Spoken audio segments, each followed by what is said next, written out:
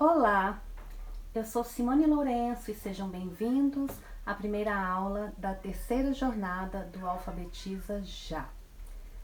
Na aula de hoje teremos um panorama da alfabetização e veremos tudo o que é preciso para, além de compreender o processo de alfabetização, aplicá-lo com eficiência. E para quem se destina essa aula? A aula de hoje é voltada para todos aqueles que desejam contribuir com a alfabetização de alguém. Seja você professor, professora, familiar ou até um amigo. Constantemente, nós, professores, percebemos o pessoal de casa querendo ajudar nesse processo. Pois eu, por exemplo, já vi inúmeros pais, irmãos mais velhos, e até outros parentes passando lição no caderno, como famílias silábicas e palavras para as crianças lerem e copiar. Então, por que não fornecer conhecimentos e aproveitar a boa vontade dessas famílias? Ainda mais quando sabemos que esse apoio é fundamental no desenvolvimento das crianças. Sem contar que com a pandemia e o ensino virtual dos alfabetizandos, as contribuições das famílias têm sido ainda maiores. E quais os conceitos ou assuntos veremos hoje?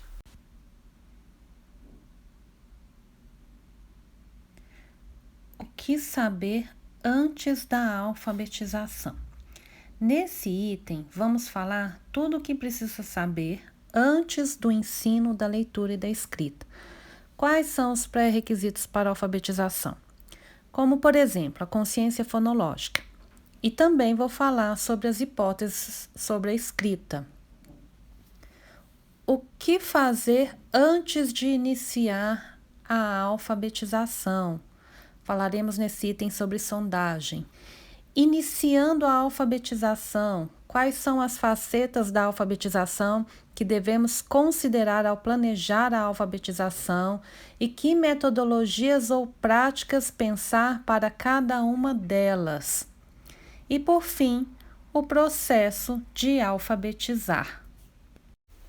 No ano de 1997, nos Estados Unidos, foi feita uma extensa pesquisa onde foram analisados mais de 115 mil estudos publicados na área de leitura e escrita, com o objetivo de entender por que muitas crianças estavam tendo baixos desempenhos relacionados à alfabetização.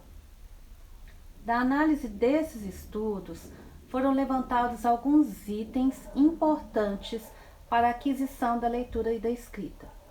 São eles a consciência fonológica, a instrução fônica, a leitura em voz alta, o repertório de palavras conhecidas pelas crianças e a formação de professores. E foi dado um maior destaque pela quantidade de estudos a consciência fonológica e a instrução fônica, pois havia uma maior quantidade de estudos envolvendo esses dois itens. Daí, podemos entender que há grande importância para as crianças terem a habilidade de distinguir e manipular os sons da fala, que é o que chamamos de consciência fonológica, além de serem instruídas sistematicamente quanto às relações entre as letras e os sons. E para desenvolver a percepção dos sons iniciais, podemos utilizar atividades de aliteração, onde eu vou chamar a atenção para o começo da palavra. Esses sons iniciais podem ser comparados com outros buscando palavras que têm o princípio, o início sonoro semelhante. Um exemplo é a apresentação da palavra abelha, onde eu pergunto com que som começa e peço que me falem outros exemplos que possuem semelhança do fonema A no começo. Para desenvolver a consciência fonológica, as atividades de rima também são muito importantes. Porém, antes desses exercícios, é preciso que as crianças tenham contato com rimas por meio de exemplos, textos, cantigas ou brincadeiras onde elas possam ter noção de palavras com finais semelhantes e vão desenvolvendo o conceito de rima. A consciência fonológica compreende também a consciência silábica, a fonêmica e a consciência de palavras. Vou mostrar agora alguns exemplos, alguns modelos de atividades que podem ser usadas para desenvolver cada uma dessas consciências. Então, podemos desenvolver atividades de aliteração, como essa do exemplo, Circule os desenhos que começam com a letra B. Atividades de rima. Ligue as figuras que rimam. Por exemplo, sacola eu ligo em bola. Rato eu ligo em gato. Contagem de sílabas.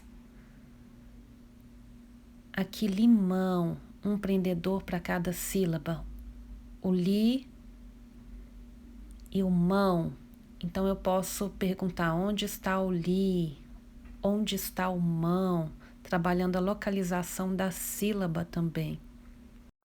Outro item importante que devemos saber antes de iniciar a alfabetização são as hipóteses que as crianças apresentam sobre a escrita. E vários estudiosos classificaram níveis pelos quais as crianças passam até estarem alfabetizadas. Mas hoje vamos nos concentrar nos de Emília Ferreiro e Ana Teberoski, que são muito comuns no Brasil. Vejamos quais são essas hipóteses e quais as particularidades de cada uma. Hipóteses sobre a escrita. Pré-silábica. Ainda não percebeu a escrita como representação da fala. Ao ser pedida, por exemplo, para escrever uma palavra, a criança pode registrar letras aleatórias sem nenhuma relação com a quantidade ou qualidade dos sons das palavras. Silábica. Cada sílaba é representada por uma letra. Nesse caso, a criança pode apresentar um valor sonoro e representar uma letra que tenha relação com o som da sílaba, ou não ter valor sonoro, onde a sílaba é representada por uma letra que não tem relação nenhuma com o fonema. Escrita silábico-alfabética. Ao escrever uma palavra, alterna entre representar a sílaba completa ou a sílaba por uma letra apenas. Pode ser considerado um período de transição em que a criança oscila entre a escrita alfabética e a escrita silábica. Alfabética representa todas as sílabas com todas as letras, porém ainda pode apresentar alguns erros ortográficos, mesmo já estando alfabética. E como eu vou saber em qual hipótese que a criança apresenta? Então, antes de iniciar o meu processo de alfabetização, eu devo realizar uma sondagem em que eu dito 4 palavras e uma frase. Sendo a primeira palavra, ela será polissílaba, a segunda, trissílaba, a terceira, dissílaba e a quarta, monossílaba. E a frase ditada ao final deve ter uma das 4 palavras, lembrando que todas elas devem fazer parte de um mesmo campo semântico. Neste caso aqui, eu escolhi os meios de transporte: bicicleta, ônibus, carro e trem. A Magda Soares fala sobre 3 facetas da língua escrita que são como partes para as quais eu devo me atentar no processo de ensino da leitura e da escrita. e que, por ter características muito peculiares, precisarão de metodologias específicas. Essas facetas se complementam, mas estudá-las separadamente facilita no entendimento do que é necessário considerar no momento de planejar a alfabetização. No próximo slide, podemos observar um pouco sobre cada uma. Facetas da língua escrita. Linguística, a representação visual da cadeia sonora da fala. Essa faceta está relacionada ao codificar e decodificar a fala por meio da leitura e da escrita.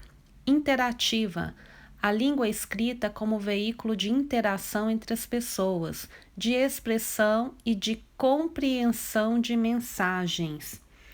Essa faceta, ela envolve a questão de se compreender mensagens escritas e também comunicar pela escrita de forma que seja compreensível ao outro. Sociocultural, os usos, funções e valores atribuídos à escrita em contextos socioculturais. Essas duas últimas facetas, a interativa e a sociocultural, fazem parte do letramento.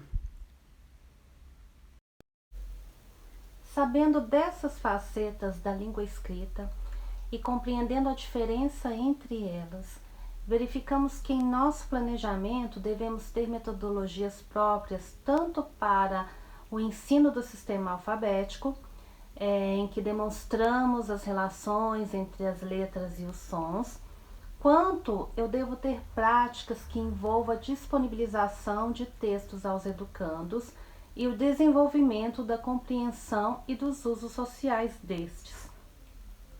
Alguns autores vão se referir ao ensino e aprendizagem dos códigos da escrita como alfabetização, e ao uso social dos textos, bem como a compreensão deles, vão chamar de letramento. Essa distinção, defendida por alguns estudiosos, entre eles a própria Magda Soares, facilita a formação do alfabetizador na medida em que será possível a consciência de que para cada faceta da língua escrita será necessário intervenções, métodos e práticas próprias. Mas lembrando que, apesar de distintas, todas são importantes e eu devo incluí-las em minhas aulas, todas elas, porque uma vai complementar a outra e assim possibilitar a aquisição plena da leitura e da escrita. Desse modo, enquanto eu ensino as letras com seus nomes e sons, eu também insiro os alunos no mundo dos textos, e isso é possível mesmo que eles ainda não estejam alfabetizados, pois eu posso, além de realizar uma leitura em voz alta, escrever textos ditados por eles, E essas práticas é que vão favorecer o letramento. Falando um pouco mais sobre alfabetização, lembra da pesquisa realizada nos Estados Unidos, envolvendo mais de 115 mil estudos relacionados à aquisição da leitura e da escrita? E lembra que desse estudo concluiu-se que a instrução fônica é muito importante para a alfabetização? Então, ao contrário do que muita gente erroneamente entendeu, a aprendizagem da leitura e da escrita não é um processo natural e espontâneo, como é o caso da fala, em que basta a criança estar em contato com um contexto verbal para ela aprender a falar. No caso da escrita, é necessário que haja uma instrução sobre as relações entre as letras e os sons, e não é o suficiente que o educando tenha o contato com textos para que se alfabetize. E é por isso que ao método fônico tem sido dado mais atenção e podemos observar estudiosos defendendo a instrução fônica, em especial pelos resultados que gerou e ainda gera quando se trata de alfabetizar. E o método fônico, ele consiste basicamente em apresentar as letras, seus nomes e sons para os alunos, mostrando que a cadeia sonora da fala possui uma correspondente representação gráfica. Essas são as referências e um grande abraço e até a próxima aula.